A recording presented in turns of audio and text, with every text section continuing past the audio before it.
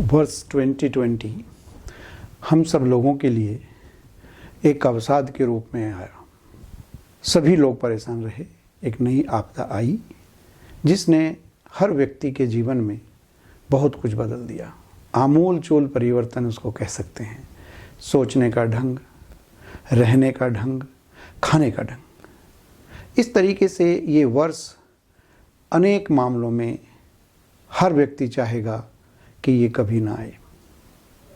लेकिन एक पुरानी कहावत है कि एक गिलास में आधा पानी है, तो उसको दो तरीके से हम लोग एक्सप्लेन कर सकते हैं कि ये गिलास आधा भरा हुआ है। दूसरे लोग कह सकते हैं ये गिलास आधा खाली है। बात एक ही है, पानी की मात्रा उतनी ही है, लेकिन सोच में बहुत फ़र्क है। सकारात्मक सोच और नकारात्मक सोच। जो हो गया उससे हमने अपने आप को मजबूत किया। लेकिन अगर हम आयुर्वेद की दृष्टि से इस वर्ष को देखें तो ये एक वरदान के रूप में हम लोगों के सामने आया। और अगर हम बात करें कि इस पूरे वर्ष सबसे ज़्यादा सर्च होने वाले जो वर्ड्स हैं, तो अगर आप गूगल सर्च करते हैं तो सबसे ज़्यादा इम्यूनिटी को अगर आप सर्च करें तो 0.88 सेकंड्स में 38 करोड़ 50 लाख के करीब सर्च आपको मिल जाएंगी इम्यूनिटी के नाम से। दूसरे नंबर पर अगर आयुर्वेदिक को या आयुर्वेद को आप सर्च करते हैं तो लगभग 12 करोड़ 50 लाख सर्च मात्र 0.74 सेकंड्स में हमें इंटरनेट पर मिलती हैं। इसी तरीके से अगर हम काढ़े को सर्च करते हैं तो लगभग 57,40,000 सर्च विद इन 0.75 सेकंड्स में हमें दिखाई देती हैं। इसका क्या अर्थ है? इसका अर्थ है लोगों ने आयुर्वेद की उपयोगिता को समझा, आयुर्वेद के प्रति लोगों में रुझान हुआ और निश्चित रूप से कोई रिपोर्ट करे या ना करे, इस पूरे पेंडेमिक में आयुर्वेद की औषधियों का बहुत बड़ा रोल हर जनमानस ने समझा और उसको एक्सेप्ट किया। लेकिन आयुर्वेद की दृष्टि से वर्ष 2020 निश्चित रूप से एक बहुत अच्छा वर्ष हम कह सकते हैं, जिसने आयुर्वेद की उपयोगिता को बढ़ाया और आयुर्वेद की एक्सेप्टेबिलिटी पूरे समाज में वर्ल्ड ओवर बढ़ी। गवर्नमेंट ऑफ इंडिया के द्वारा, आयुष मंत्रालय के द्वारा समय समय पर गाइडलाइंस जारी की गई, उनको अपनाया गया हो, रिसर्च प्रोटोकॉल रहे हों या इस तरीके का कुछ भी अगर आयुर्वेद की दृष्टि से रहा तो बहुत विजिबल रहा और बहुत प्रोमिनेंटली वो डिस्प्ले हुआ है, चाहे वो इलेक्ट्रॉनिक मीडिया रहा हो, चाहे वो प्रिंट मीडिया रहा हो या सोशल मीडिया रहा हो।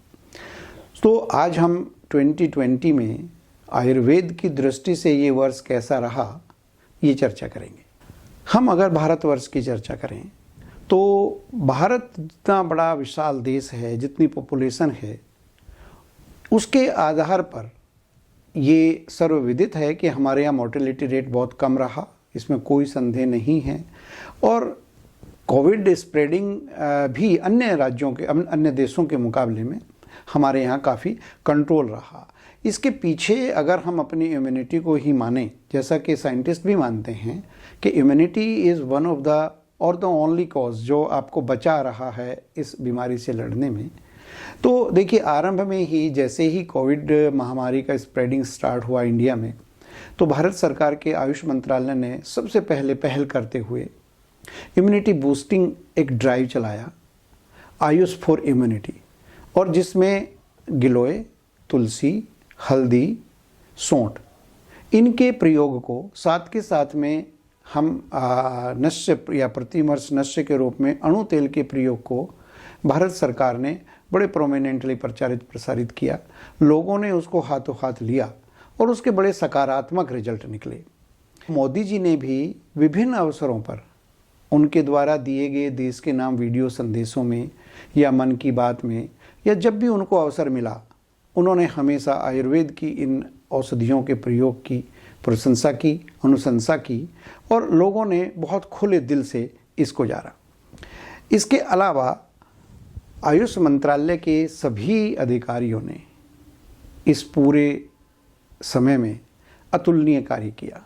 लेकिन अगर मैं ये कहूँ कि माननीय प्रधानमंत्री जी ने, आयुष मिनिस्टर श्रीपद असो नायक जी ने और आयुष सेक्रेटरी वैद्य राजेश कोटेचा जी ने इस सारे मुहिम को एक आगे बढ़कर लीड किया, तो ये कहना गलत नहीं होगा। और पूरे विभाग को और उनकी सहायक रिसर्च काउंसिल्स को, CCRS को, इन सब को निश्चित रूप से आयुर्वेद का समाज हमेशा साधुवाद देता है और ये दिल से स्वीकार करता है कि जितना काम आयुर्वेद के लिए आयुष मंत्रालय ने इस समय किया वो अभूतपूर्व, अकल्पनीय, अतुलनीय रहा है। इस वर्ष अगर हम इसको लाइन अप करना चाहें कि मंत्रालय ने क्या क्या कार्य किए हैं, तो सबसे पहले जैसा कि मैंने अभी बताया कि आयुष फॉर इम्यूनिटी ड्राइव एक चलाया गया, जिसमें कुछ औषधियों का और प्रमाणिकता के साथ में उनके प्रमाण के रूप में जो रिसर्च पेपर्स पब्लिश हुए हैं उनके लिंक्स भी बाकायदा आम जनता को दिया गया, ताकि किसी के मन में कोई संशय न रहे। जो विशेष कार्य हुए वो ऑल इंडिया आयुर्वेदा इंस्टीट्यूट सरिता विहार नई दिल्ली में कोविड पेशेंट्स का आयुर्वेदीय पद्धति से ट्रीटमेंट किया जाना, या चौधरी ब्रह्म प्रकाश चरक आयुर्वेद संस्थान नजफगढ़ में कोविड पेशेंट्स के लिए पूर्णतः आयुर्वेदिक प्रोटोकॉल को पालन करते हुए अप्रैल से ही वहाँ पर आयुर्वेदिक प्रोटोकॉल को निभाते हुए ट्रीटमेंट जारी किया गया। इसी तरीके से दिल्ली सरकार का दूसरा एक बड़ा अस्पताल तिबिया कॉलेज, वहाँ पर भी आयुर्वेदीय पद्धति से कोविड सेंटर्स में ट्रीटमेंट प्रोटोकॉल जारी किया गया। ये आरंभिक अवस्था में ही काफ़ी सारा कार्य आरंभ हो गया था, जिसके बहुत सकारात्मक परिणाम निकले। मिनिस्ट्री ने इस आपदा को एक साइंटिफिक पैरामीटर पर रखने के लिए बहुत जल्दी ही आयुर्वेदिक रिसर्च प्रोटोकॉल जारी किया, और जो लोग आयुर्वेद की औषधियों को इस बीमारी में या इस महामारी के समय उनकी उपयोगिता जांचने के लिए एक रिसर्च के रूप में अपनाने के लिए एक प्रोटोकॉल जारी किया, और बहुत सारी संस्थाओं को आगे आकर उस पर काम करने के लिए कहा गया। इस प्रोटोकॉल में जो मेन बात थी वो prophylactic, add on, stand alone, observational और प्री क्लिनिकल या एक्सपेरिमेंटल स्टडीज पर काम चल रहा है। इस स्टडीज के आरंभिक नतीजे बहुत ही उत्साहजनक हैं, और उसमें किसी भी प्रकार के आयुर्वेदिक इंटरवेंशन से रोगियों का आग्रहपूर्वक अपनाया जाना और किसी भी तरीके के गंभीर ड्रग रिएक्शंस नहीं पाए गए हैं। पूरे देश में लगभग 135 केंद्रों पर 100 से अधिक रिसर्च स्टडीज इस वक्त चल रही हैं, और जिनके रिजल्ट बहुत जल्दी ही पब्लिश हो जाएंगे। आयुष संजीवनी नाम का एक मोबाइल ऐप जारी किया गया, जिसमें आयुष के सारे ही कंपोनेंट, चाहे आयुर्वेद हो, नेचुरोपैथ हो, यूनानी हो, होम्योपैथी हो, योग हो, उन सब के लिए आम जनता और इन पद्धतियों के फिजिशियंस से इस समय दिए जा रहे या प्रयोग किए जा रहे आयुष के विभिन्न घटकों के औषध या अन्य कार्य, उन सबको मैपिंग के लिए एक ऐप का निर्माण किया। और जब इसका डाटा कलेक्ट हुआ तो वो इतना उत्साहजनक था कि उसमें 1.47 करोड़ लोगों ने उसमें अपने एक्सपीरियंसेस इनपुट किए, और उनमें से पाया गया कि 85% जो रेस्पोंडेंट थे उन्होंने इस दौरान कभी न कभी आयुर्वेद की औषधियों का या आयुर्वेद के प्रोफाइलेक्टिंग जितने भी मेजर्स हैं या योग के मेजर्स हैं उनको अपनाया। ये बहुत बड़ा सैंपल है। 1.47 करोड़ का सैंपल कलेक्ट करना निश्चित रूप से एक बहुत बड़ा काम है, और आयुष मिनिस्ट्री इसके लिए धन्यवाद का पात्र मैं समझता हूँ है। इस विषय पर और अधिक चर्चा करने के लिए हम पुनः आपके सामने होंगे। नमस्कार, धन्यवाद।